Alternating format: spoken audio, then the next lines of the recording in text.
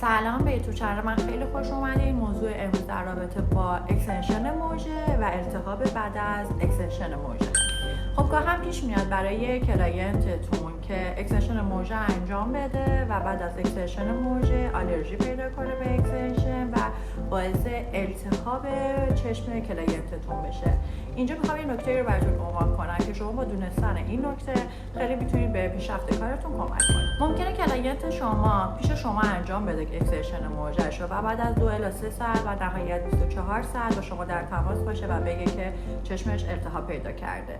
خب دلیلی که امکان داره ایجاد شده باشه اینه که شما یا شرط فاصله اکستنشن موجه تا پلک رو رعایت نکرده باشید، یا اینکه چسب با کوالیتی بالا انتخاب نکرده باشین، یا اینکه خود کلاینتتون نسبت به اون چسب آلرژی داشته. خب اگر شما فاصله اکستنشن موجه تا پلک کلاینتتون رو رعایت کرده باشین و چسب موجهتون هم کوالیتیش بالا باشه، امکان داره که خود کلاینت شما آلرژی نسبت به اون چسب پیدا کرده باشه، که در این صورت من یه پیشنهاد عالی برای شما موژه‌کار عزیز دارم. گاه هم پیش میاد این اتفاق بیفته و کاملا طبیعی هست. حالا اگر کلاینتی به شما مراجعه کرد و ترس اکستنشن موجه رو داشت و دوست داشت که این اکستنشن رو انجام بده، شما میتونید این پیشنهاد به کلاینتتون بدین که تشریف بیارن تست انجام اکستنشن موجه رو ابتدا انجام بدن. تست انجام اکستنشن موجه به این صورته که کلاینت شما که تشریف آوردن روی هر چشمشون 10 الی 12 تا اکستنشن موجه انجام بدین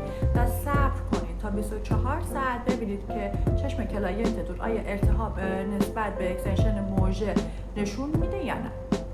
خب اگر بعد از 24 ساعت کلاینتتون نسبت به انجام اکستنشن موجه چشمش التهاب پیدا کرد، خب قطعا کلاینت دیگه نباید انجام اکستنشن موجه رو انجام بده و اگر التهاب پیدا نکرد خب میتونن تشریف بیارن و اکستنشن موجه رو پیش شما انجام بدن.